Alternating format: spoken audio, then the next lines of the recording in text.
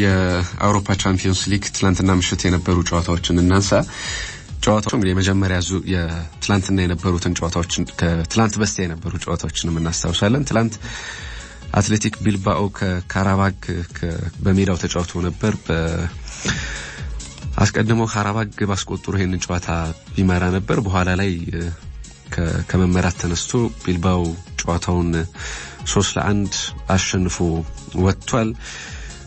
ከዛው ጋላታሳራይ ቦዶ ግሊምትን ያሸነፈበት ጨዋታም ትላንት በተመሳሳይ ውጤት የተጠናቀቀ ጨዋታ ነው። 3-1 በሆነ ውጤት ጋላታሳራይ አሸንፏል። ቪክቶር ኦሲሜሄን ትላንት 2 ግቦችን አስቆጥሯል። ግን የሚያዝናኑ አይነት ግቦች ናቸው ትላንትና ያስቆጠራቸው ግቦች። ምናልባት ከዚህ በፊት የሆነ ወቅት ላይ በቻምፒየንስ ሊግ የምናያቸው አይነት በቻምፒየንስ ሊግ ብቻ ሳይሆን በክለብ እግር ኳስ የምናያቸው አይነት አዝናኝ ስህተቶች ነበሩ። በትላንት እንደዚህ አይነት ስህተት ትላንትና ተከላካዩ ለግብ ጠባቂው ለማቀበል ኳስ ወደ ኋላ መታ። ግን ቪክቶር ኦሲሜሄን በአጋጣሚ ፕረስ ለማድረግ ሄዶ ቦታው ላይ ቆሞ ነበር። በድንገት ለኦሲሜሄን አቀበለው፣ ግብ ጠባቂውን አጥፎ በባዶ መረብ ላይ ነው ግቡን ያስቆጠረው እና የሚያዝናና አይነት ስህተት ነበር ትላንትና የቦዶ ግሊምት ተጫዋቾች ሲሰሩ የነበረው። ሶስተኛውን ግብ ሲያስቆጥሩም የመጨረሻ ኳስ እድል እንዲፈጠር ያደረገው ራሱ ኦሲሜሄን ነው። ኢንተርሴፕት ያደረገው እሱም እንደዚሁ መስርቶ ለመምጣት በሚደረግ ጥረት ውስጥ ኳስ አቋርጦ ለግብ አስቆጣሪ ያቀበለው እሱ ነው። ትላንት በጣም ድንቅ ምሽት ነበር ያሳለፈው። በ3ኛው ደቂቃና በ33ኛው ደቂቃ ላይ ነው 2 ግቦችን ያስቆጠረው።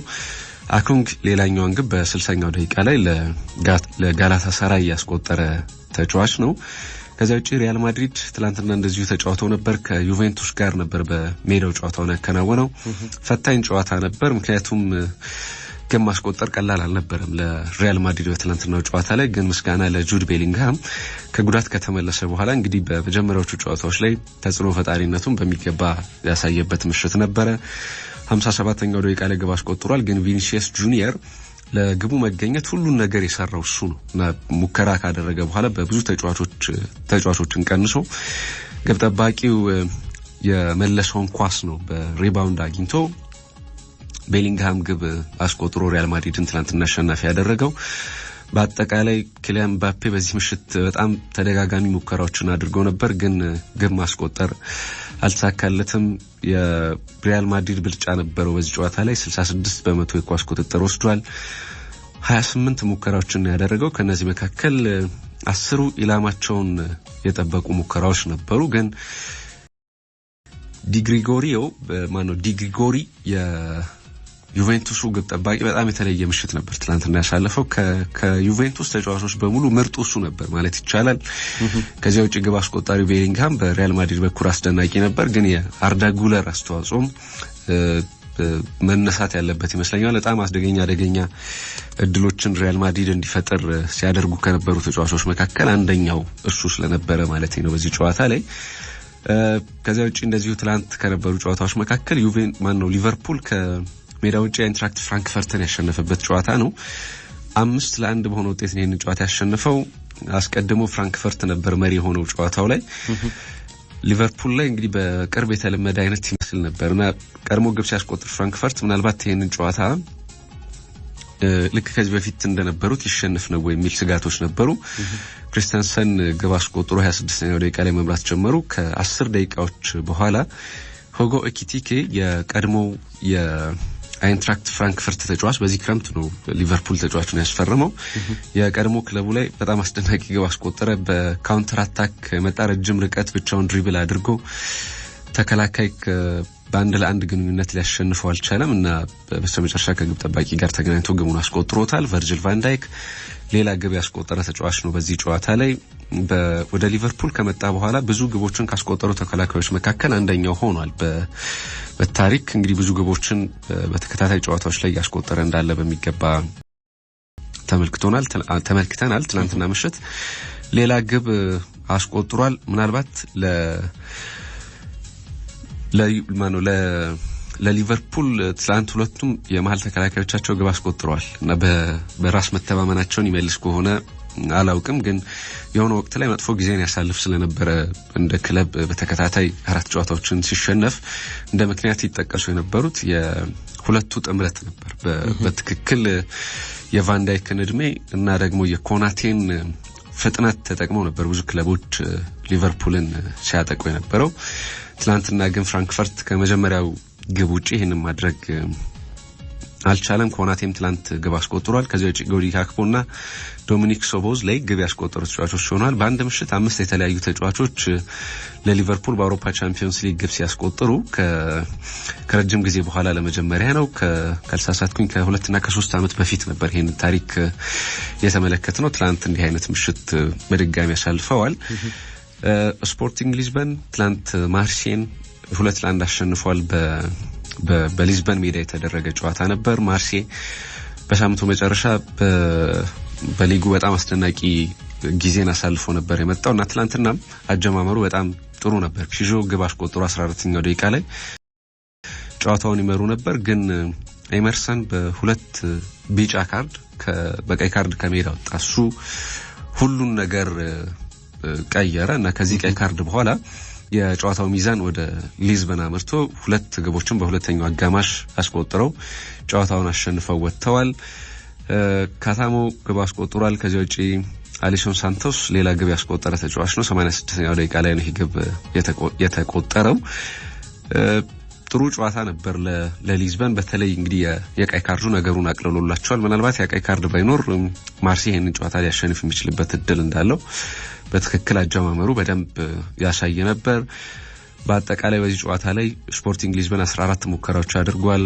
ማርሴይ 10 ሙከራዎችን ያደረገው የመጀመሪያዎቹ አጋማሽ ላይ ካደረጋቸው ኢላማቸውን የጠበቁ ሙከራዎች ውጪ ከቀይ ካርዱ በኋላ ሙሉ በሙሉ ምርጫ ተወስዶበት ስለነበረ አጸፋውን መስጠት አልቻለም እንግዲህ በዚህ ምክንያት ጨዋታው ከባድ ነበር ቼልሲ ትላንትና አያክስን 5-1 አሸንፏል በዚህ አመት በቻምፒየንስ ሊግ እያስተዋልን ያለነው ነገር 5-6 ግብ እንደ ቀልድ አንድ ጨዋታ ላይ ይቆጠራል በተደጋጋሚ ከትላንት በስቲያ የነበሩት ጨዋታዎች ላይ በተመሳሳይ ብዙ ግቦች ተቆጥሯል ከ5 ግቦች በላይ የመጀመሪያ ሳምንት ጨዋታ ሁለተኛውም ጨዋታ ላይ እንዲህ አይነት ቁጥሮች ነበሩ እና አሁን እንግዲህ ይሄ የሊግ ፎርማት የሚያገናኛቸው ክለቦች ሚዛኑን የሳተ ቻምፒየንስ ሊግ እንድናይ ያደረገ ነው ወይ የሚል ጥርጣሬዎች ይነሳሉ ምክንያቱም በዚህ ልክ ከዚህ በፊት በነበሩ ጨዋታዎች ላይ ግቦችን ያያየን አልነበረም አሁን የትላንትና የቼልሲ ጨዋታ ደግሞ ሌላ ማሳያ ይመስለኛል አንዳንዱ ክለቦች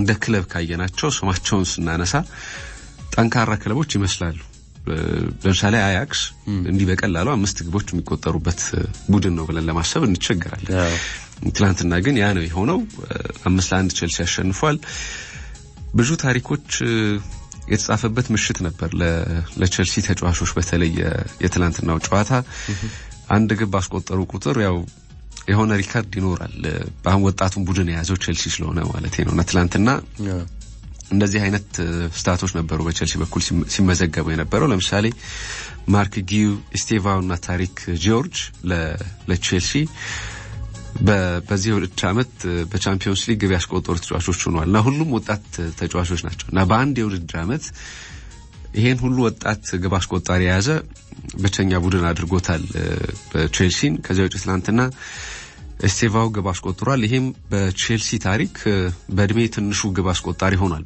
በአውሮፓ ቻምፒየንስ ሊግ እና በፍጹም ቅጣት ምት ከለካ ነው ደግሞ ሶስተኛው ወጣት የአውሮፓ ቻምፒየንስ ሊግ ግብ አስቆጣሪ ተጫዋች ሆኗል ከዚህ በፊት የነበሩት ላሚን ያማል ከትላንትና በስቲያን ይሄንን ታሪክ ያጻፈው ሁለተኛው ወጣት ተጫዋች የነበረው ከዚያው ውጪ ቦሃን በ18 አመት ከ90 ቀኑ 2008 ላይ ግብ አስቆጥሮ በፍጹም ቅጣት ምት በእድሜ ወጣቱ እንደነበር እናስታውሳለን አሁን በድጋሚ ስቴቫው የቼልሲ ወጣቱ ግብ አስቆጣሪ ሆኗል በፍጹም ቅጣት በጨዋታ በፍጹም ቅጣት ምት ደግሞ በቻምፒየንስ ሊግ ታሪክ ሶስተኛው በእድሜ ትንሹ ግብ አስቆጣሪ ተጫዋች ሆኗል እንዳጠቃላይ ቼልሲ ያለውን ስብስብ በደንብ የሚያሳይ ይመስለኛል የስቲቫው ጎል አስቆጣሪነት ግን እዚያው አንድ ጨዋታ ላይ የተፈጠረ ነው እና የሆነ ከደቂቃዎች በኋላ የተጻፈ አይነት ታሪክ አለ አይደለ እንደዛ አይነት ነው ማርክ ጊው በዚህ ጨዋታ ግብ አስቆጠረ እና በእድሜ ትንሹ የቼልሲ ግብ አስቆጣሪ ሆነና በቻምፒየንስ ሊግ ከደቂቃዎች በኋላ ኤስቴቫው በፍጹም ቅጣት ምት ይሄንን ታሪክ ደግሞ በድጋሚ ራሱ አሻሻለውና በጣም የተለየ ምሽት ነበር ትላንትና ያሳለፈው ቼልሲ እንደ ቡድን ለወጣት ተጫዋቾቹም በጣም ጥሩ ምሽት ነበር ግን ማንሳት ያለብን ቀደም ሲል አያክስ እንዲምንጠብቀው ቡድን አይደለም ለምንለው ይዳረገው በ15ኛው ደቂቃ ላይ ቴይለርን በቀይ ካርድ አጥቷል አያክስ እና በሁሉም ነገር የጨዋታው መልክ ሙሉ በሙሉ የቀየረው ይሄኛው የቀይ ካርድ ውሳኔ ነበር ሌላ ባየር ሙኒክ ክለብ ብሩገን 4-0 አሸንፏል ለማደኛው ሃሪኬን ግብ አስቆጥሯል ትናንትና በድጋሚ እንግዲህ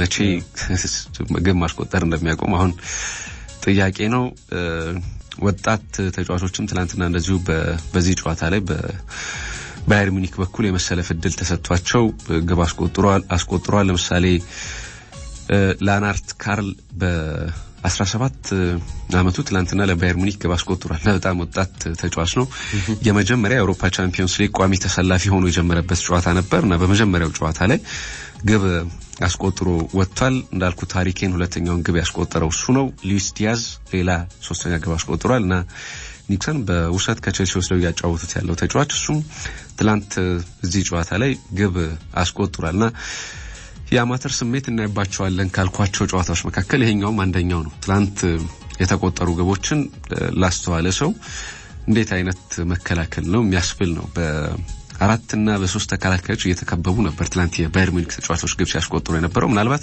የመጀመሪያው ግብ የሌናርት ካርል ግብ ለማቆም በጣም አስቸጋሪ ሊሆን ይችላል ግን የተቀሩት ግቦች አብዛኛው ስህተት እና የመከላከል ስህተቶቹ ደግሞ በፍጹም በቻምፒየንስ ሊግ ሌቨል የሚጫወት ክለብ የሚሰራቸው አይነት ስህተቶች አይመስሉምና በጣም የሚያስቅ ጨዋታ ነበር ሞናኮ ከቶተንሃም ያለ ግብ 0-0 ተጠናቋል ይሄኛው